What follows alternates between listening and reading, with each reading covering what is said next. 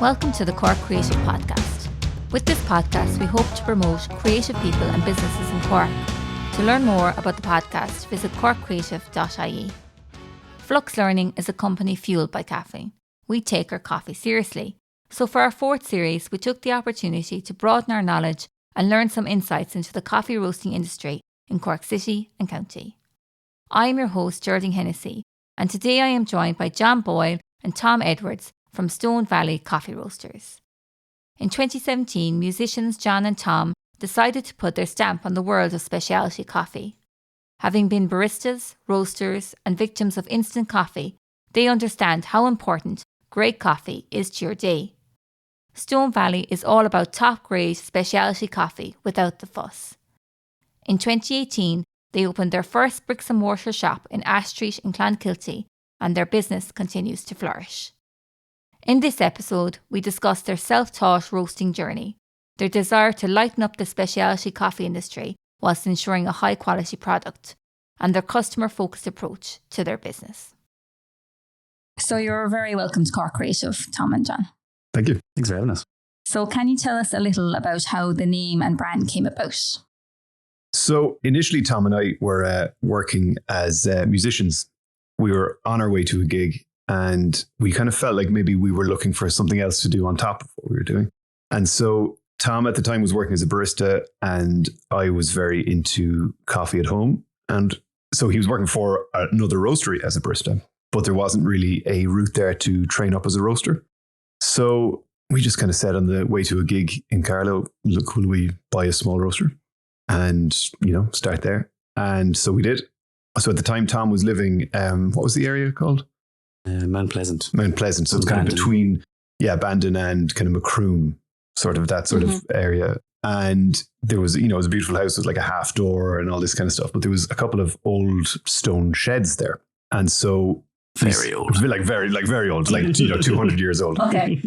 And so we said, look, we'd order a roaster and we'll set up in there. And it was also in a valley, so stone sheds in a valley. And so like it's quite literal, but also I suppose we were kind of conscious day one that we didn't want something that ties us too much into any specific thing. Okay. You know what I mean? Because we didn't exactly know what was going to happen. We knew we wanted to roast coffee, but it was kind of a name that means very little. and I think it's okay. I think it's okay. Because we went through a few options of, various kind of puns about this bean and that, and we're like, no, we don't want to do that kind of thing. Just be simple not trying to be, clever or, sometimes you can do it, based on some obscure variety of coffee. And so we didn't want that kind of thing. So we said, look, Stone Valley, there's a reason behind it, but not a particularly inside. It's not the most romantic. And, like the shed itself, it was a great start. How long were we roasting there for? Oh, can't remember. A year and a half?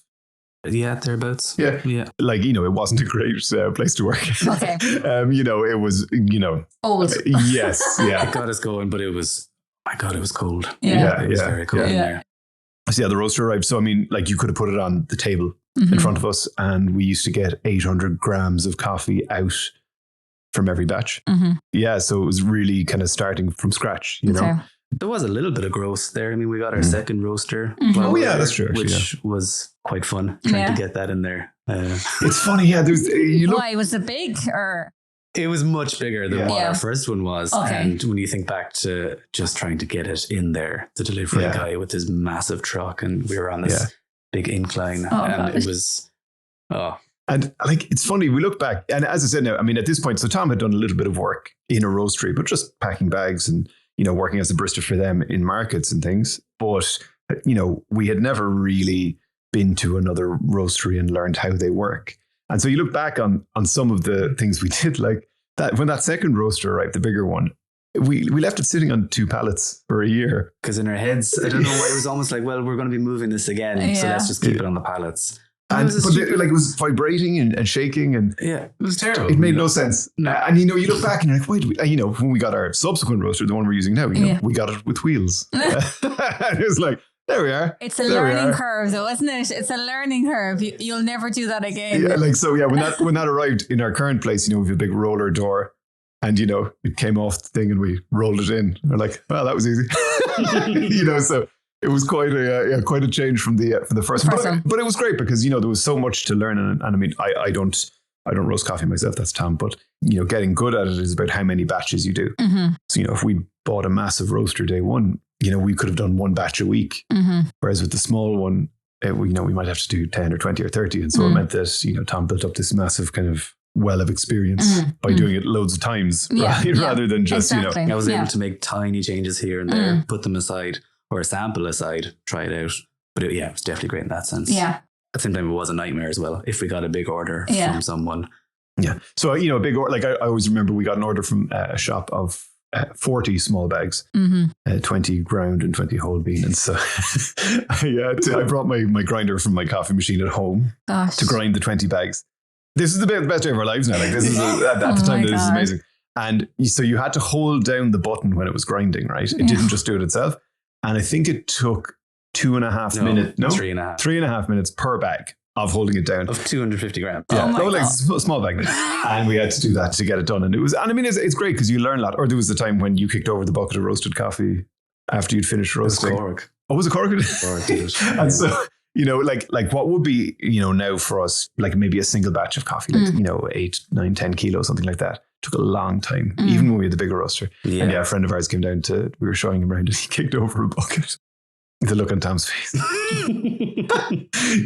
But it was a great way to learn, what I mean? Like we really kind of built our processes and things from kind of, it was so nice getting those kind of orders.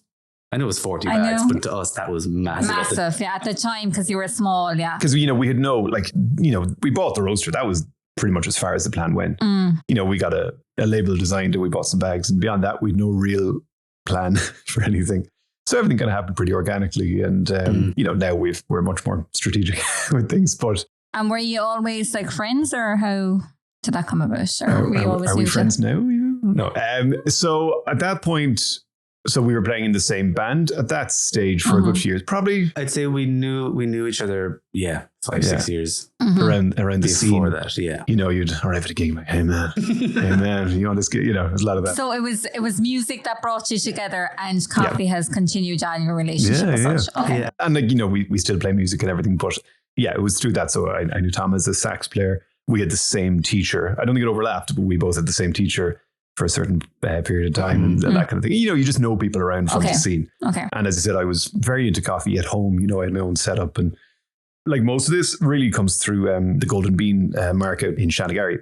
So that's who Tom was working for initially. And they used to have a market stall in Douglas as well. And that's where I first tried specialty coffee. Before I worked there, that was my first ever specialty coffee. Okay. So he was really first in Cork, I think, anyway. Him and Brock from Badger and Dodo were the two first in Cork kind of to do it. And so, we both kind of came into it through different sides, but basically through Mark. Yeah, so it's, but it was really kind of through music and kind of independently we were in the coffee thing. And, with the music stuff, there's, you're always working evenings and weekends. And so, we were kind of saying, look, it might be nice to do something during the day. Because, I think Tom had his first child at that stage. I think myself and my wife were thinking we might, be going that way. And then, with family stuff, it's hard to be away every night and the weekends and things. And so, just kind of fit where we were. We were at the time, we were probably doing 60, 70 weddings a year. But that wasn't spaced out over the 12 months. There would be nothing from January to April, maybe May, and then it's all crammed in into the summer and Christmas. So there's weeks you're doing, 4 weddings, aside from any other pub gigs that you might do outside of the band. And then there's freelance stuff and teaching. And, it's like, it's great. Like I think we enjoyed it, but I think we were ready to kind of transition to something a bit different. Yeah. But it wasn't, we didn't do up a big business plan and seek investment and all this. It was more like, we'll buy a roaster and see what happens. Yeah. And hasn't it worked well? Well, I don't think, to be fair, I don't think anyone... Well, it's kind of funny looking back packing and gigging because we wanted, to not be so tired. But we decided to have kids. That kind of ruined that. So No, that is true. That is true. But we have lots of coffee, so it's okay. Yeah. You're in the right business now with the kids, to be fair. I think so. Coffee and kids mix. When we had our first son, my wife, she didn't drink any coffee. She was being all, and then by the time we were second, she's like, no, still went pregnant, still drinking coffee. Had to do it. But no, it worked out well. Yeah, it worked out well for that. So you touched into it there. How did you get involved in coffee roasting? In terms of roasting itself, there was very little out there in terms of, I'd asked a few places to show me. There was no kind of like apprenticeship or anything. So like it mostly from when I was with Golden Bean, I kind of saw the roasting process and I was like, that's what I want to do. And I kind of just wanted to do it straight away. So yeah, as John said, then we just on the way to the gig decided just to do it together. So trying to get any information. Thankfully, the roaster we bought, the first one, that company have their own YouTube channel. Okay. So Mill City Roasters, the name of the brand, but they have countless videos. So I basically spent nights, like at the time our TV was in the bedroom and my wife would wake up and it would be literally 1 o'clock, 2 a.m, and I'd be sitting there watching stuff, taking notes, and she was just like, what are you doing? Yeah. I made a huge mistake. Yeah. So, and then I can only describe it as like learning to drive, but not actually being in the car. Okay. And you've all this theory of how a car works, how you're supposed to start and stop. And then when we actually got the roaster, I think that was one of the funniest things ever. Everything just went out of my head. It was about 2 months from when we ordered it to when it arrived. Okay. And so Tom was, studying the theory, of driving. There was kind of also pretty much one book at the time as well. Coffee Roaster's Companion. And that was pretty much it. I always remember, so we first got it in, we got the gas fitted and we got the exhausts in and all this. So, Tom had done all the videos. We turned it on. I mean, one thing they don't cover in the videos is that there's an alarm that goes off when it hits a certain temperature. So, your start temperature, you set it at wherever, when it's 200, you the alarm goes off. Now, we thought it was about to explode. So it's warming up. We're like, the burner's lighting, this alarm goes off. So, I think... So Tom ran to the roaster. First time we went off, we just switched everything off. The roaster ran outside, turned off the gas. Okay, we're going to leave it cool down. Yeah. We're going to leave it cool down, and then we'll do it again. So turn it on again. Got the same temperature. Off. I think this happened like 3 times before we're like, okay, maybe we should ring someone. Yeah. And then there was the first batches of coffee. Yeah. So how did they taste? We basically scraped money together to buy 2 sacks. Yeah. 2 70-kilo sacks of coffee. And the first, I'm going to say, I don't know how many batches, maybe 10 batches. Mm-hmm. Pretty bad. Yeah. Yeah.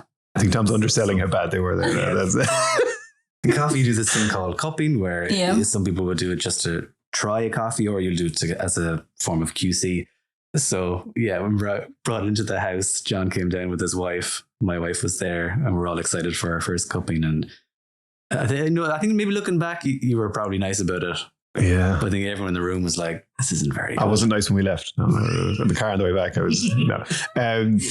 But, it was always going to be the case. You know what I mean? Like, it's a learning curve. Yeah. You can't be brilliant at it straight away, to be fair. Unfortunately. Yeah, and we knew we had good raw materials. Yeah. We knew the roaster was good. And so it just took a bit of time to get it. It didn't take that much time. And what was great was we had no customers. So, there wasn't... just your taste buds. Yeah, so I think... by the time we got kind of halfway through that first sack, we were kind of like, it was okay. It was servable. And obviously it got significantly better then. But obviously. But then again, as John said, that was the good thing about having the roaster that size, was that I could do so many batches and just try little things here and there. So I just got better faster. On a bigger roaster, as in you'd end up with maybe 10 kilos of coffee after you roast. And so there's no chance to tweak it. So in that case, we would have only got 7 batches out of that first sack, and then what can you really do with that? And then you're left with all this coffee you have to sell, and so it actually was a good way to start. And again, because it was such a small roaster, if there was a batch I wasn't delighted about, it was only, if it was a kilo and maybe 8.6 grams out, so we just give that to some family. They'll drink it. They were delighted with it. Exactly. So there was never any hassle getting rid of it. Okay. So you have definitely one of the most eye-catching shop fronts in Clonakilty. My son adores it. How did you develop your brand identity, and how do you define yourself? So I think we were kind of thinking consciously when it comes to brand identity. So when we first started, a lot of people think we opened when we painted the shop. Okay. But we opened maybe 10 months before that, and it was kind of olive green. And so everything in the shop, and it was the same in the brand on the bags and everything was very much kind of inspired or kind of stolen from kind of, Nordic coffee roasters. And it's all very minimalist and very cool. We kind of had a moment when we realized, this means nothing to us. Like, you know what I mean? It was inauthentic, and it was just, we were just kind of plagiarizing ideas. So we kind of stood back a bit and we're like, okay, look, let's bring a bit of color in and a bit of a bit of something kind of just unique. A bit of fun. Yeah, just a bit of fun. And so serious and boring the way it was. Yeah, like the idea with the brand was that, the shop front, let's say. So we got Deirdre Breen, was an amazing artist in Cork City, to do the design of it. And we kind of gave her no brief. And we just said, look, just do your thing. And it's not tied into our, brand mission statement. It's just, it looks nice. She's a cool artist. Yeah. And we just wanted something funky. But it's kind of reflective, though, of your personalities. Like looking at your website and your shop front, they're kind of cool. Like, I think it's kind of... I feel like that's always kind of been our thing, though. Yeah. Like I said, we just want coffee to be just a bit more fun. Yeah. And because everyone's so serious about it. Yeah, there's a lot of black and white and a lot of kind of, very...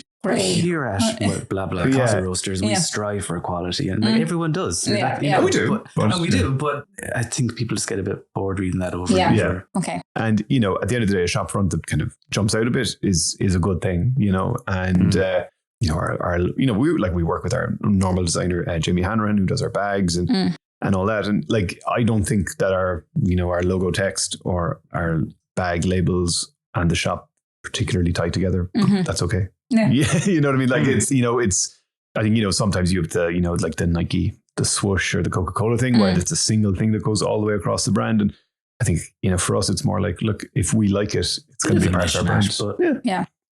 And did you get much of a reaction from like other businesses and the people around town to the shop front? Well, it's funny with the shop front. At the time, we thought we were being very kind of original and different. Yeah. And then we have a regular who comes in whose dad was on the town council years ago. And when he saw the shop the first time, he was like, oh yeah, sweet shop. And I was like, what are you talking about? So he said, I'll come back tomorrow and bring a picture. So he came back, brought a picture of a sweet shop that apparently used to be up by the church. It was kind of an isometric, multicolored kind of a thing. Like, oh god. So a few people have actually commented on that. Really? Yeah. It was a nice throwback in that sense. Yeah. But like I just find it, sometimes people are like, oh, how did you come up with this? Like, we didn't. Like Deirdre's great. We got her to do it. And like, we're getting her to do something else for us at the moment. And she's saying, oh, do you want to have a chat about what to do? I'm like, no. Like, you know what you're doing. Yeah. You just give it to us. You're good at what you do, so you just do it. Yeah, you know what I mean? It's kind of like, and that's the thing. I think it doesn't have to tie into a brand vision of this. It's just a cool thing in and of itself. And, and that's okay. And it's quite striking. Well, yeah, I think so. Yeah, I hope so. Oh, it helped massively. Yeah. Because we were so quiet when we first opened here. Isn't that gas, isn't it? How little things or like our friends, we'd see our friends walking past the window looking for us, No, you can't miss it. And and it was great when it was first painted. There was so many people taking pictures of it, and people cool. Still do, and that's always really nice to see. A couple of comments about, because it's a very, very old building. I think it predates most of the other stuff in the street. I'm not sure. A couple of people were saying, it's, I suppose, not a traditional kind of a thing, but I mean, it's just paint. Yeah, exactly. What I mean? It could be stripped off. It had to be, But like, I think just before we kind of committed to doing it as well, coffee was very much kind of in this sort of, you see it a lot in London and places where like there's no sign, it's not even painted. Like you should just know. And we're like, it's too cool for school. Yeah, and it's like at the end of the day, the product in the cup is of the same quality in a very good trendy place or a place that's more colorful and more vibrant. And so, it doesn't matter. Okay. It's okay to move beyond that and have it something that's just a bit more inviting, And how and where do you source your beans? So we get the bulk of our stuff from two different importers. One is Falcon over in the UK, and the other is Green Coffee Imports. They're an Irish company, so they're based up in Dublin. So we currently get all our Brazilians, Central Americans from Green Coffee Imports, and then we get other bits then from Falcon. Okay. So we have a pretty good relationship with both of them. We've been with Falcon from day one, and then Green Coffee Imports, Keith got onto us maybe, I'm going to say 3 years ago. Yeah. We've been using him since. He's been great.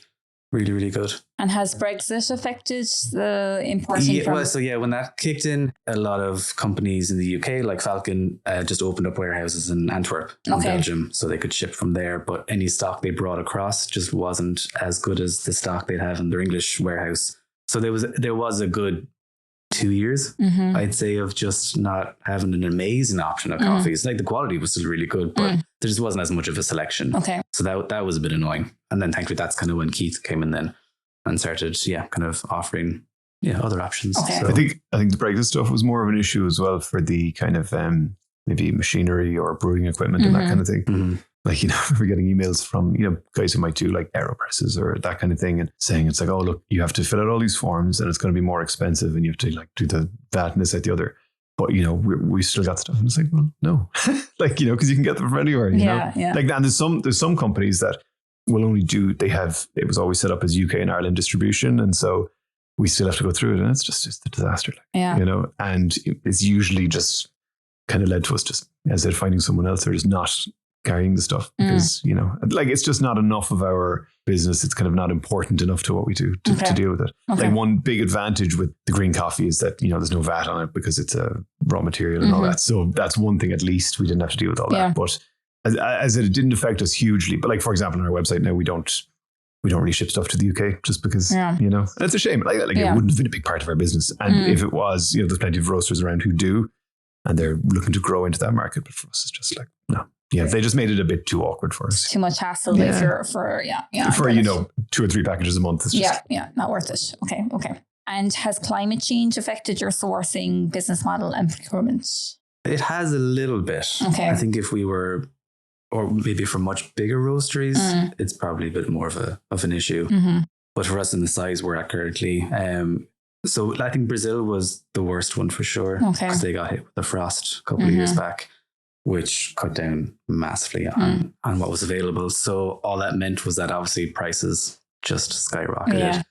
So the price we were paying for Brazilians when we first started compared to what we're paying now is insane. And I think because farmers can see that's what they can, because like the demand is there. Yeah. It's like it will drop, but probably not by much. And then there was other countries that weren't really getting affected, kind of peering over at Brazil, being like, oh, wow, they're getting very good prices. Let's kind of up ours a little bit.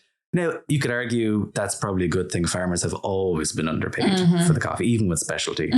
So you could argue, maybe it's a good thing finally for farmers. But I don't want to get too doom and gloom, but it is going to get worse. Yeah. But I think let's cross that bridge when we come to it. Let's just keep on drinking coffee and not think about it. Okay. And how would you describe the flavor profile of your coffee and individual coffee varieties? I think we finally know what we want in terms of our selection. We seem to like washed Central Americans, natural Brazilians, and maybe the kind of odd natural Ethiopian or African kind of coffees. I think that's generally where we're at now. So I always describe it this way. I think it's probably a handy one if for someone who kind of wants to get into coffee but isn't sure which origin to go for or processing. I usually say Brazil, typically speaking, it's natural or pulp natural, kind of chocolatey, nutty, nice body, nothing too out there flavor wise. Maybe a little bit of acidity depending on how it's roasted. Central Americans, caramelly, sweet, bit of stone fruit, a little bit more interesting than in Brazil. Okay. And then your Africans, like your Ethiopians, you've got some very, very tea-like coffees, floral, fruity, like lavender and blueberry and all these crazy. And is there flavors. a big difference between them, in terms of, say, Ethiopian and Brazilian? Would there be a big difference? I think it's safe to say Ethiopians, they're just not for everyone. And that's why Brazil is always going to be so popular because it's such a crowd pleaser coffee. It works for most people. Sometimes I would say if you don't like Brazil, let's say with specialty coffee, if you don't like Brazil, you might not like an Ethiopian. Okay. Because if you're looking for something that's traditionally, again, chocolatey nutty, Ethiopians are just so different to that. But again, like you meet the odd person who just love it. They love that it doesn't taste like a traditional coffee. There's just a bit something more exciting going on. But I think for us as well, there was kind of a period where it's about kind of working out what we actually want to offer people, because you can obviously, there can be a race to the bottom to have, really cheap coffee and, look, fair enough, that works for a lot of people. But, you can also go a bit extreme in terms of kind of maybe really fermented or really expensive kind of experimental processes or, and you can have, a small bag of coffee that could be 40 or 50 quid. And we also said, that's not really for the kind of people we are working with in shops and our customers in our own shop. They aren't really into that either. You know what I mean? So there's kind of a sweet spot where, especially the Central Americans that we generally go for, that's the best reflection of coffee I like to drink. I think that's all you can really do. I said there's a big trend at the moment towards super fermented, there's all these different processes and there's a lot of additives as well. Like, they're adding certain bacteria to speed up fermentation. And I don't know, It's going a little bit far away from the point, which is that you taste the origin and the obviously some of the process. But you know what I mean? That it's a fruit at the end of the day, and that you're kind of trying to respect it as much as you can. Yeah, there's definitely certain coffees, again, anaerobic or types of fermentation coffees, where you're just tasting the process. You're not actually tasting the coffee itself, because it's so overpowering. Yeah. And, when you're cupping, if you've got 5 coffees on the table and one of them is like that, it stands out, it blows the others away because it's super strong. And everyone thinks, oh, wow, that's an incredible coffee. It's like, no, it's just that it's so different. Yeah. Again, like I was saying, you might not, if you're cupping for sourcing reasons, maybe don't have 5 or 6 Brazilians and then an Ethiopian, because it's going to, it might be a little disappointing tasting, because you're like, wow, that's incredible. It's just that it's so different, Okay. Yeah. And like, so in terms of the amounts we get of each one and which type of ones we get, I think we're in a good place now in terms of, our customers will generally kind of like this. And, so like people who might be buying from the website or, who might have subscriptions on the website, they have a general sense of kind of what they like. And so they seem to like what we do. And so you're conscious of not going too far out. I mean, you can get one in and, those that you say, look, this one's a bit out there. Like we've had a couple of anaerobic coffees, but I would say we've definitely gotten better at finding a coffee, let's say, that we like, and actually asking ourselves, okay, will our customers like this? Sometimes, I think we've made the right call and they wouldn't have liked it, Yeah. I would even say that's currently the way it is with some Rwandans. It just generally doesn't sell very well for us. So we kind of stopped sourcing them. Like I think we do have them every now and then, but in general, that was an origin that didn't move too much for us. Yeah. Oh, we've had quite a bit of it. It's never, So it's one of those things. Okay. What is your business ethos?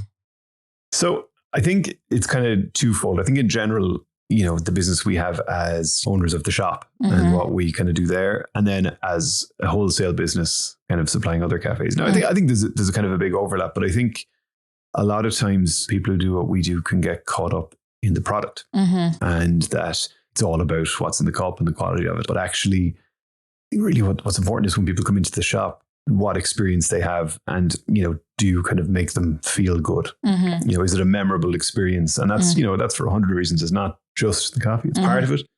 And I think on the wholesale side, it's the same in that we get on great with all the people we work with on that side. I think some roasters just want to work with the best places with all the best equipment. I think we're more interested in kind of working with good people and people who kind of, as I said, you go in and there's kind of warmth, and that whatever type of place it is, because we work at lots of different places, that it's just a memorable experience. Like at the end of the day, I think it's easy to forget sometimes, we're just a supplier, like the milkman or the guy who delivers the bread, you know what I mean? It's kind of no different. And within our sphere, there's a lot of people who are like, oh, we do this, we do that. And it's like, at the end of the day, we deliver a product. Like, what I mean? We make it and we deliver it. But our job really on that side of it is to enable them to make a memorable experience for their customers. And so I think a lot of that comes down to, training and stuff like that, if they want to learn a bit more about the coffee and just make them a bit more comfortable and confident with it. Okay. But that's in service of a kind of a greater goal, which is that they have a good time there. So it's really about kind of a customer focus approach. See, I think so. Yeah. And certainly here, like stuff like the aesthetic and the music, everyone's friendly. Like we've said before loads of times, we'd much rather have people working, say, in our shop who are friendly and we can teach them about coffee rather than, you do see like, some shops have this real, we only get the best people. It's like, but sometimes they're not very nice in terms of, you know what I mean? Like it's, but it's much easier to train someone to make coffee than it is to train somebody to change their personality, Exactly. Good point. But especially here, if we were, in Dublin or London or these places, there are certain shops where it's almost, they celebrate the fact that they're rude to everyone, and in Berlin and all these places. But, we're in Clonakilty. Like, it's most of our business is consistently local people, and obviously there's tourists here, but it's mostly locals and regulars. And so, if we start getting all high and mighty, they'll tell us. They won't be long. They won't be, and they won't be back, and, so I think it's just much more natural that way, and a healthy kind of ability to remember that we're not changing the world. That we're just what I mean. That But like I think coming in for a coffee, like as it's not changing the world, but you have a choice. It can be kind of a little high point in someone's day, or it can just be a disappointing experience. And I think that a lot of things add up to that. But that's kind of what matters to us is that obviously that the product is great and really well made, but that's our responsibility. You know what I mean? I'd like going on about it. I don't understand. Yeah, I mean, if you look at most of our customers wholesale wise, I mean, they use the coffee because they like it and it's a good product. But in most cases, our service is actually, helping them out because their grinder stopped working, or the machine needs to be reprogrammed, or they've got 5 new staff members who none of them know how to make coffee and they need to train in ASAP. Yeah, that's where I think we come in. So I think coming back to being so focused on just the product, it's not going to get you very far. And we went to a talk in 3FE when we first started, and there was a guy there, James Hoffman, who owns Square Mile over in the UK. But he said one thing that just stuck with me since then. It was like, quality doesn't mean success. So if you're just focused on the product and having the quality so good, there's so many more things that we do as a coffee roastery. Like I said, changing grinders or, helping out with gear or training. There's just so much more, not just coffee. I suppose it's almost expected that the quality would be good and that your focus is on making sure that the customer aspect of your business is good. Yeah. And like we said it before, the standard has gotten so good. Everyone's roasting pretty good coffee now, No, that was much different 12, 15 years ago. Yeah. When you pretty much had 3FE and Badger and Dodo and they're the kind of only guys, but now there's so many more. So the standard has gotten so much better. So you have to be able to offer something a bit more. And that, but also as well, I think this is kind of the personal thing of some people maybe want to start somewhere and they're saying, maybe what equipment should we get? It's very easy to say, you should spend 20,000 euros on all these things. But, you have to understand that that's not feasible. And also day one, the sales that they'll have won't at all reflect that they've spent that much money. Yeah. So sometimes they're starting on terrible equipment, and you're training them up on that, and with the plan being that at a certain point they get to a certain level, and then maybe they get more bigger. You know what I mean? And that kind of way. And we've seen that a lot with people who've we feel like kind of grown with us. Okay, that's always been a great feeling. Yeah. That's a nice one. That it's not about looking for people who are the absolute finished product and have all this amazing stuff. And no, we're kind of more looking for people, as I said, where there's a bit of a heart or a bit of a kind of a vision. And it's funny because it's a lot of times it's the people who surprise you who actually end up doing an amazing job. And, it's not the trendy guys with the, I bet you enjoy it more as a result. See, I think so. Yeah. And it purely depends on where you're serving or supplying to. Sorry, like if it's just a cafe, obviously you'd like them to be very much focused on the coffee. But we supply restaurants, and coffee isn't the main thing. Yeah. And that's the thing we've kind of had to stand back and go, okay, stop, kind of getting obsessed about this.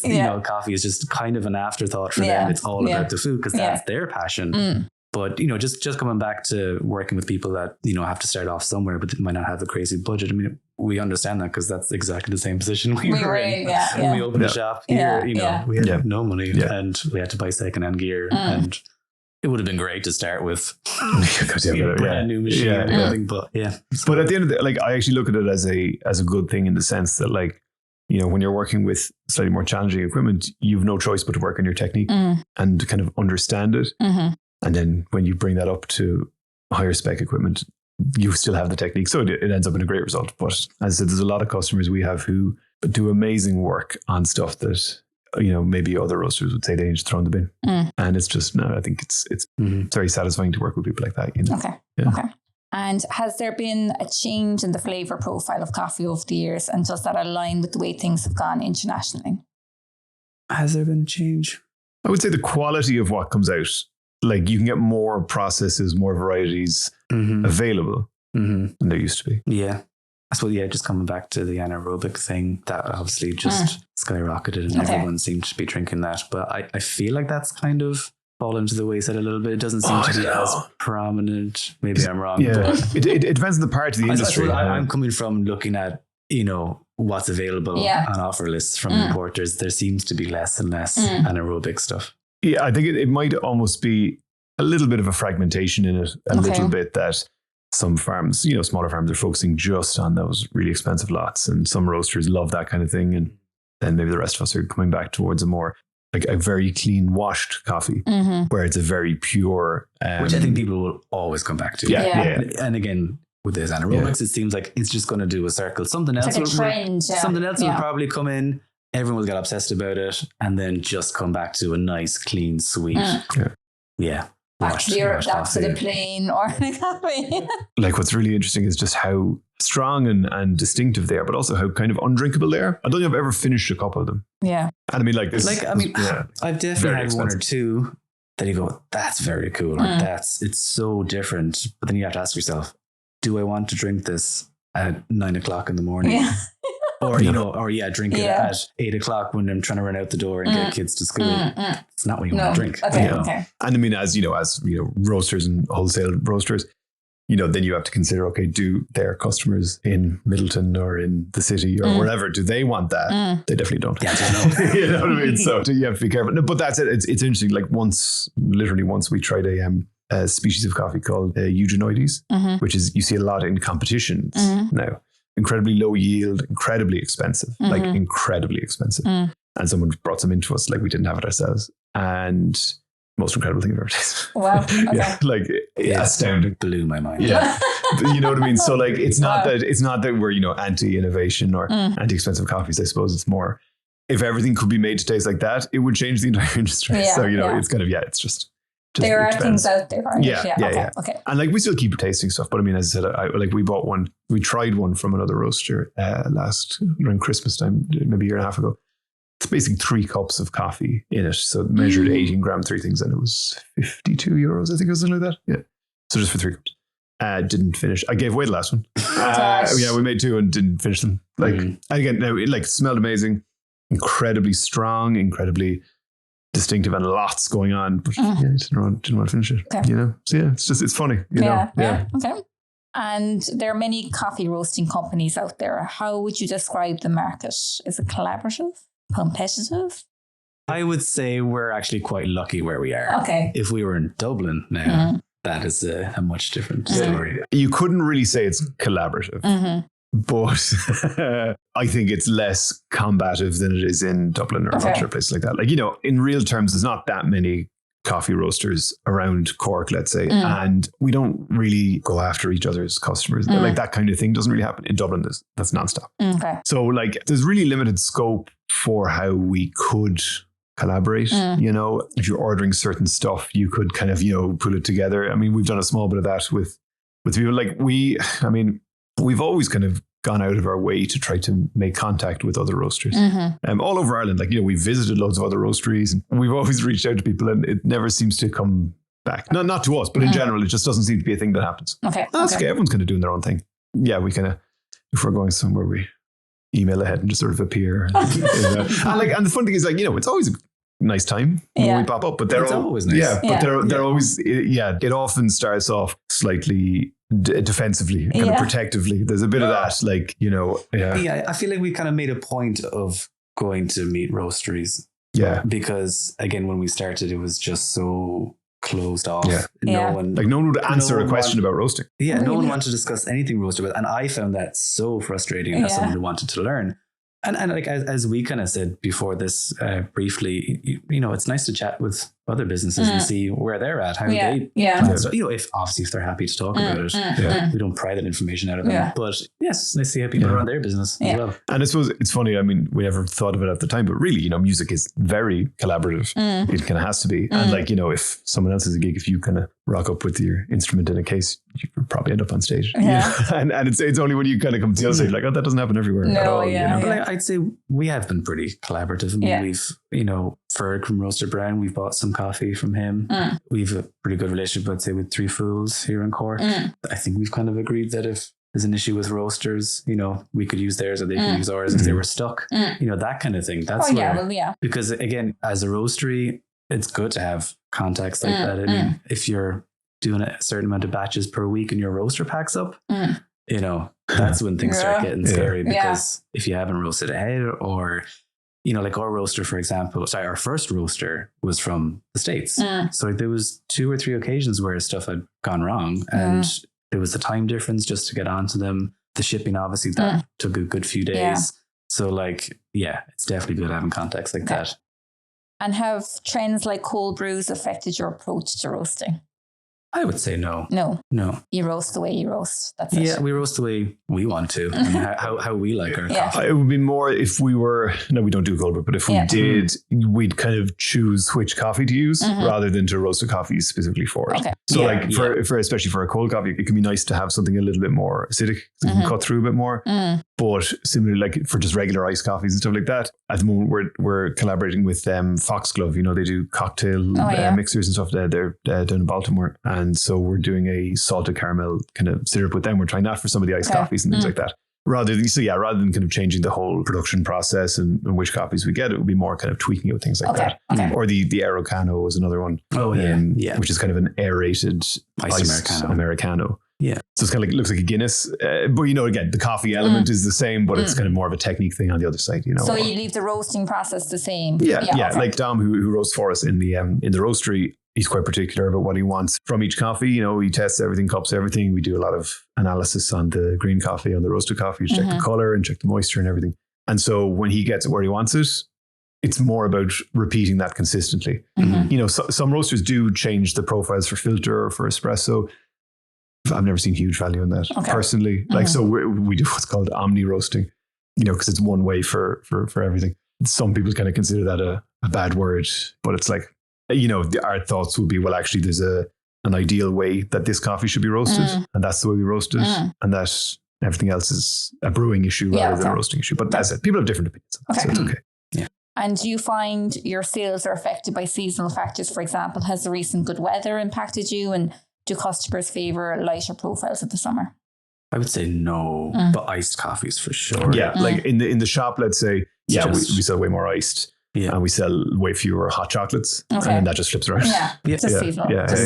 Those small things. And then like in terms of our wholesale, you know, it does, you know, people's numbers change seasonally, but you know, that's more just based on where they are. Yeah. More so than anything else. Kind of, like we have a lot of people, you know, in West Cork who are in more touristy places. They usually get bigger. A lot of them don't even open in the winter. Okay. You know, and then the city places might get a little bit quieter. But but in terms of, let's say, what actually happens with the coffee, you know, it's just kind of, it's more, regular seasonal kind of stuff. Okay. And if you would have to pick your favorite coffee, what would it be and why? Our favorite one that we currently have, or just a coffee? Favorite one ever. Well, we can't include the Eugenioides because that's not really fair. I think it's like 500 euros a kilo or something. Like, you know what I mean? Like it's you couldn't get it even. So that's not your really favorite fair. regular. Yeah, I'm going to go with one that you could again drink every day.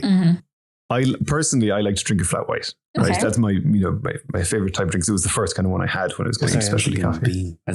But I'm saying a flat white made with a natural. Would you let me answer the question? Yes, a natural coffee from El Salvador. Oh, you knew each other so currently well. on our website. No, but yeah, probably something like that, or else maybe kind of a red honey Costa Rican, similar kind of a thing. But yeah, so something that's maybe a little bit, it's like a natural process. So you get a slightly kind of boozy thing, small bit of acidity in a flat white. Yeah, lovely. 6 ounce flat white, very important. Not an 8 ounce. That's my answer here. I kind of flip between 6 ounce Americanos and flat whites, but I would say a boozy natural Ethiopian. Sometimes they work very well with milk. What's this? Sometimes they don't. What's this boozy mean? Sorry. It's just this kind of like a Black Forest Gatto kind of a fruity type of thing, kind of that sort of thing. But you see, it's funny because if you'd asked that question, a few years ago, as a roaster, Tom would have felt obliged to say a filter coffee, like genuinely, and if you're asking other roasters, I bet they all say filter coffee. But actually, it's we're kind of like, it's okay if the answer is a milky, and it's weird. It's funny to get to the point where you're like, actually, that's okay. I feel comfortable with saying that. Yeah, you know what I mean? And that's, especially because, that's what we sell the most of is white coffees. So why would I not drink white coffees? Yeah. The US comedian Dennis Leary derided the shift away from coffee-flavoured coffee in his sets. Is adding a syrup or flavouring to your coffee akin to adding a mixer to a top shelf whiskey? I mean, look, we do have syrups as of last week. One syrup. Syrup, sorry. We used to be very, very much with syrups. And our thinking was, well, we're spending like a lot more on this green coffee than other places would. Why would you ruin it? Mask it, completely mask it. And look, I think that's the beauty of what we do is we are coming at it from both sides as a roastery and as a cafe. I think some roasteries only think of, again, the coffee and not actually the day-to-day interactions with customers. Our customers want a syrup. And I'm going to say it, I have to agree with them. I normally wouldn't have had an iced coffee, and we had 2 last week. My first iced coffee with syrup last week. With very good coffee. And it was just a bit underwhelming. It was a little bit bitter.